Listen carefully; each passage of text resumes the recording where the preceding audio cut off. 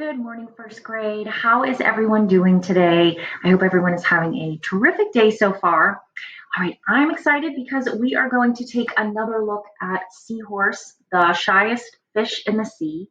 And I really like this text, and I hope that you're enjoying it too. I know I didn't know a lot about seahorses before reading this story, and I think they are just really interesting creatures. Some of the things that they do, even the way they look, they're really interesting. So I hope you're finding some of these facts really interesting as well.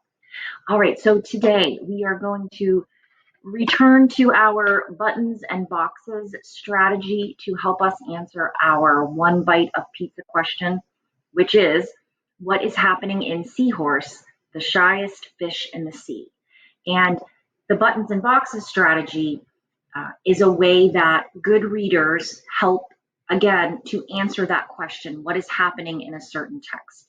That's, as we've talked about quite a bit this year, that's really the point of reading, is to understand what you're reading, to make sense of what you're reading, to learn and gain knowledge from what you're reading. And this is a helpful strategy for being able to do that. So do you remember what the buttons stand for? Anybody remember what the buttons stand for?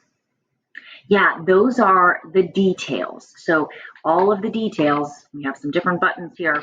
These are the details from a section of a text, or as we'll talk about later, the whole text. And then what's the box? So we put the buttons into the box. And what does the box stand for? Yeah, the main topic of that section. And again, we put all of these details that fit into this box. All of the buttons fit into this box. So everything in this box is about that one topic. That's that main topic. So let's take a look at a couple of sections together from the Seahorse, the shyest fish in the sea.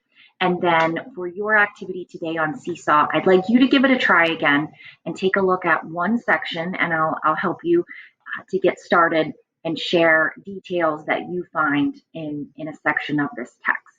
All right, so let's jump in. So again, the main topic is the box, and the main topic again is what the text is mostly about, or what that section, that part of the text is mostly about. That's the main topic. And again, the buttons stand for all of the details that support that main topic, that have to do with that main topic. Okay, so let's take a look in the book. And we're going to read these 2 pages. And just while I'm reading, see if you can think about what are some buttons, what are some details that you're hearing in this part of the text. He can only swim slowly, so if a hungry snapper cruises by looking for a snack, Seahorse does something very clever. He holds still and changes colors.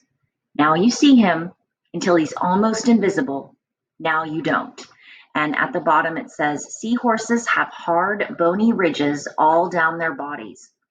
Not many other creatures eat seahorses, probably because they're just too difficult to swallow. The way seahorses change the color of their skin to blend in with their surroundings is called camouflage. So let's think about some of the details that we learn from this part. I know one that I was thinking of is that the seahorses have bony ridges on their back, right? They have bony ridges, so that's a button. I'm going to put that in my box. They have bony ridges on their back. Another detail I noticed is that the seahorse can change color until he's almost invisible. So changes color, almost invisible. And the seahorses use camouflage, and that's when they become invisible, or when they seem to be invisible, they're using camouflage to blend into their surroundings. So let's think about all of those details. Bony ridges on their back, meaning, and not many other animals eat them because they have bony ridges in their back. They can turn almost invisible and blend in with their surroundings. And that's called camouflage, to blend in with the surroundings. So all of these details tell us about what? The main topic of this section. What do you think? Yeah, that's what I was thinking. These are all things that the seahorses do to help them stay safe and to help them from being eaten. So I would say the main topic, our box that we can put our lid on it, is that seahorses use their bodies to keep them from getting eaten, to avoid being eaten. And all the details in this box all relate to that idea of seahorses using their bodies to avoid being eaten. All right? All right, great job. Let's take a look at another section of the text. Let me take the buttons out here so we can take a look at the next section. All right. Here we go. Okay. So let me make sure. Okay, we're on the right pages. Very good. Okay. So it says, so do the same thing thinking about the buttons. Every day at sunrise, Seahorse swims slowly off to meet his mate. They twist their tails together and twirl gently around, changing color until they match. And it says seahorses are faithful to one mate and often pair up for life. Today's seahorse's mate is full of ripe eggs. The two of them dance till sunset, then she puts her eggs into his pouch. Barber's seahorses mate every few weeks during the breeding season. Only the male seahorse has a pouch. Only the female seahorse can grow eggs. Seahorses sway about to get the eggs settled in, then seals his pouch shut tight. It says seahorses are the only male fish to get pregnant like this, growing their young inside their own bodies. Safe inside, the dots in the eggs begin to grow into baby seahorses. They break out of their eggs and keep on growing, every one with a head like a tiny horse and a tail like a tiny monkey. A few weeks later, Seahorse finds a quiet place to hide among the corals. It's time for the babies to be born. He works hard all day and through the night, bending, squeezing, and pushing, shooting hundreds of babies out of his pouch. It says Barber seahorses can have 200 to 300 babies at one time. So are you starting to kind of notice what all of these pages kind of all have to do with, right? They're talking about really one kind of main topic, right? But let's look at the buttons first. I find that helpful to look at the details, put them in the box, and then use that to help me come up with the main topic. So I saw that back on this page, that the seahorses twist their tails together and they change color until they match. So they're doing this kind of dance together. So I'm going to put that button in the box. And then it also says that the female seahorse puts her eggs into the male's pouch. So the eggs in the male's pouch. That's another detail that we hear on this page. And then I would say that on here we learned that the male seahorse kind of has the eggs settle in his pouch and shuts it tight to keep them safe, and then they are growing in the male's pouch. So that's another detail, right? Are we kind of seeing what all of these details have to do with? All right, and then let's see, just making sure I'm right.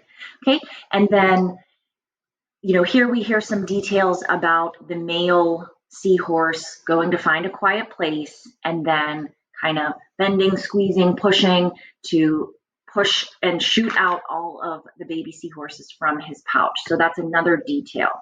So the male and the female, twisting their tails together, dancing, changing color to match. We talked about the eggs going into the male's pouch.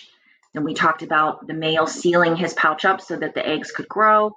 And then the male, finding a quiet place to push, shoot out all of the baby seahorses. So what do you think the main topic, what do all of these details have in common? What are they all talking about? Yeah, they're talking about the way seahorses mate and have babies. It's walking through the, all the steps of how seahorses mate and have babies. So that is the main topic that all of the details come and support from this section of the text. Okay, so now I'm going to read one more section, and your job is to think about what are the buttons, and then I'm going to help you out and give you the main topic of this section on your activity, but I want you to try to share 2 details that you notice in this section. Okay, very good. So it says, this new seahorse is only as long as your eyelash, but she can find her own food right away. Her eyes move separately from each other. One can peer up while the other looks down, so she can spot food coming from any direction. Seahorses live on plankton, tiny creatures that float along with the current. With one quick slurp, she sucks her catch into the end of her snout and swallows it whole. Seahorses don't have teeth. When she is big enough, seahorse curls up her tail and sinks to the seabed. She is safer here. Her camouflage protects her, and if a storm scoops up the sea into huge waves or passing boats send currents sweeping by, there are plenty of things to hang on to. It says to drop lower in the water, seahorse tucks in their necks and rolls up their tails. To rise higher, they uncurl themselves until they are almost as straight as pencils. It says seahorses cannot live where the currents are very strong. They would be swept away. And then seahorses have prehensile tails, which means they can grasp things tightly with them. Okay, so this section of text it's page 20 through 23. What I'd like you to do in your seesaw activity, and let's actually just take a quick look at it, is record yourself sharing 2 other buttons or 2 other details from that section of text. So I've got you started with one detail.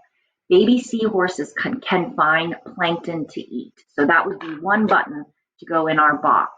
And just to kind of help you out, I'm going to give you the box as well. So the box for this section is, or the main topic, is baby seahorses have ways to survive as soon as they are born. So can you find some details that support that? Baby seahorses have ways to survive as soon as they are born. All right, so good luck. Just try your best and keep up the great work. Let me know if you need anything or have any questions, and I'll talk to you soon.